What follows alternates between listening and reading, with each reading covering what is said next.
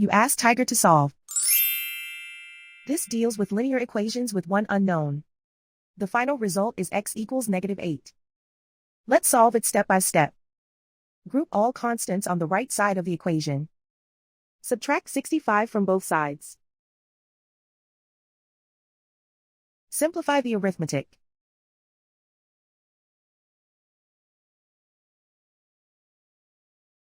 Isolate the x. Divide both sides by 5. Simplify the fraction. Find the greatest common factor of the numerator and denominator. Factor out and cancel the greatest common factor. And so the final result is x equals -8.